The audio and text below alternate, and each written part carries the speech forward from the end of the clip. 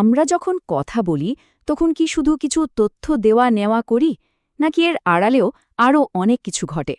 আসলে আমাদের বলা প্রত্যেকটা কথার কিন্তু একটার বেশি কাজ থাকে। চলুন আজ সেই রহস্যটাই একটু খোলাসা করা যাক। তো এই প্রশ্নটা দিয়ে শুরু করা যাক। আমরা যখন কথা বলি তখন আমরা আসলেই কি করি? আমাদের কথার মাধ্যমে কিন্তু শুধু তথ্যের আদান প্রদান হয় না, বরং এমন অনেক জটিল কাজ হয় যা আমরা হয়তো খেয়ালও করি না। কি সেই কাজগুলো? চলুন সেটাই জেনে নেওয়া যাক। আজকের আলোচনায় আমরা প্রথমে ভাষাবিদ রোমান ইয়াকবসনের যোগাযোগের 6টা ফাংশনের মডেলটা জানব। এরপর ধাপে ধাপে এর প্রত্যেকটা অংশ মানে বিষয়বস্তু, অনুভূতি, সংযোগ আর কৌশল এগুলো নিয়ে কথা বলবো। আর একদম শেষে দেখব এই জ্ঞানটাকে বাস্তবে কিভাবে কাজে লাগানো যায় আর সবকিছু মনে রাখার জন্য একটা সহজ কৌশল। ঠিক আছে, চলুন তাহলে শুরু করা যাক। আমাদের প্রথম সেকশন ইয়াকবসনের 6 অংশের মডেল। এটাকে অনেকটা ভাষার একটা জিপিএস বা মানচিত্রের মতো ভাবা যায়, যা আমাদের প্রত্যেকটা কথোপকথনের ভেতরের কাঠামোটা বুঝতে সাহায্য করবে। এই স্লাইডটাই আমাদের মূল ধারণাটা তুলে ধরছে।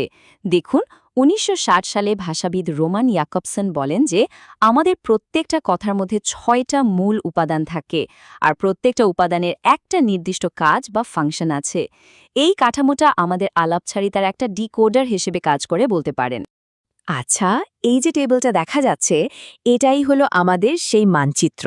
এখানে দেখুন, যোগাযোগের 6টা উপাদান আর তাদের প্রধান কাজগুলো এক নজরে দেওয়া আছে। এখন এই ইংরেজি শব্দগুলো দেখে কিন্তু ঘাবড়ানোর একদমই কিছু নেই। আমরা প্রত্যেকটা ধরে ধরে খুব সহজ বাংলা দিয়ে ব্যাপারগুলো বুঝব। এই টেবিলটাই কিন্তু আমাদের আজকের আলোচনার মূল ভিত্তি। এবার আসি আমাদের দ্বিতীয় সেকশনে, বিষয়বস্তু, অনুভূতি এবং ক্রিয়া।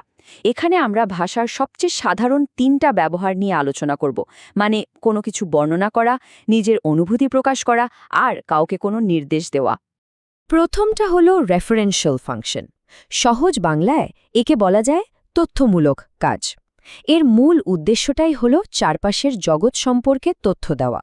মানে যখন আমরা কোনো কিছুর বর্ণনা দিই বা কোনো বাস্তব ঘটনা তুলে ধরি, তখন ভাষার এই ফাংশনটাই কাজ করে। যেমন ধরুন এই সহজ বাক্যটা, সূর্য গরম। এখানে কিন্তু কোনো আবেগ বা নির্দেশ নেই, শুধু একটা বাস্তব তথ্য দেয়া হচ্ছে। এটাই হলো তথ্যমূলক বা রেফারেন্সিয়াল ফাংশনের সবচেয়ে পরিষ্কার উদাহরণ। এরপর আসছে ইমোটিভ ফাংশন বা আবেগ প্রকাশক কাজ। এই ফাংশনটা পুরোপুরি যিনি কথা বলছেন তার অনুভূতি কেন্দ্রিক।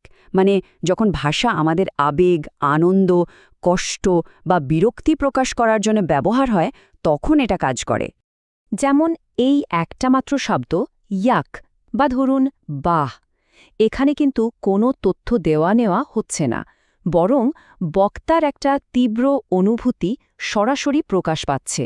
এটাই হলো ইমোটিভ ফাংশনের আসল শক্তি। 3 নম্বরটা হলো কোনেটিভ ফাংশন। এটাকে আমরা বলতে পারি নির্দেশমূলক কাজ।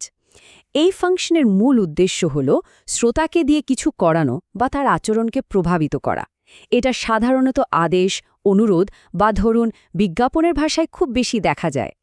একটা একেবারে নিখুঁত উদাহরণ হল দরজাটা বন্ধ করো। এই বাক্যটা সরাসরি শ্রোতার কাজকে প্রভাবিত করার জন্য বলা হয়েছে, তাই এটা কনেটিভ ফাংশনের আওতায় পড়ে। এবার চলুন আমাদের তৃতীয় সেকশনে যাওয়া যাক, সংযোগ, কোড এবং কৌশল। এখানে আমরা ভাষার আরও 3টা সূক্ষ্ম কিন্তু খুব গুরুত্বপূর্ণ ফাংশন নিয়ে কথা বলবো, যেগুলো আমাদের সামাজিক যোগাযোগ আর বার্তার শৈলীকে নিয়ন্ত্রণ করে। এটা হলো ফ্যাটিক ফাংশন বা ভাষার সামাজিক কাজ। একে কিন্তু ভাষার সামাজিক আঠাও বলা যেতে পারে। এর কাজ তথ্য দেওয়া নয়, বরং যোগাযোগের রাস্তাটা খোলা রাখা। আমরা যখন হালকা মেজাজে কথা বলি বা কুশল বিনিময় করি, তখন এই ফাংশনটাই সবচেয়ে বেশি কাজ করে।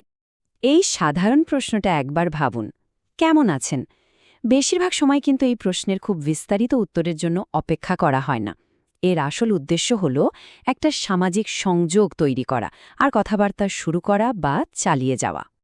এরপর আসে মেটালিঙ্গুয়াল ফাংশন, অর্থাৎ ভাষা বিষয়ক কাজ। এটা কিন্তু বেশ মজার একটা ব্যাপার। এটা হলো ভাষার সেই ক্ষমতা যা দিয়ে ভাষা নিজেই নিজের সম্পর্কে কথা বলতে পারে। এর উদ্দেশ্য হল ভুল বোঝাবুঝি এড়ানো আর কথার মানেটা একদম পরিষ্কার করা। যেমন যখন কেউ জিজ্ঞেস করে এই কথাটা দিয়ে ঠিক কী বোঝাতে চাইছেন, তখন তিনি আসলে ব্যবহৃত ভাষার কোড বা অর্থ নিয়ে আলোচনা করছেন। এটা মেটালিঙ্গুয়াল ফাংশনের একটা ক্লাসিক উদাহরণ। আর সবশেষে পোয়েটিক ফাংশন বা ভাষার শৈল্পিক কাজ।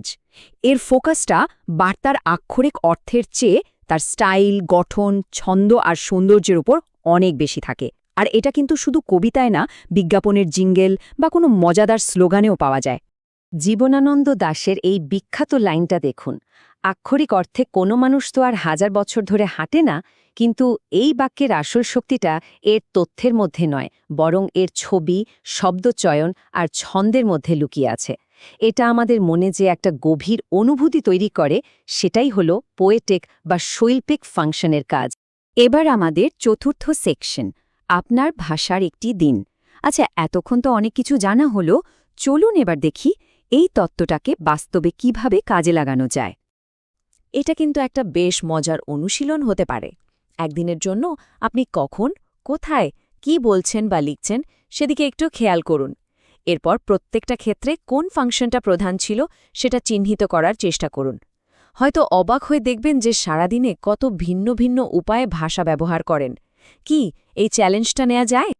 এবং আমরা চলে এসেছি আমাদের একদম শেষ সেকশনে, যোগাযোগের সুপার পাওয়ার।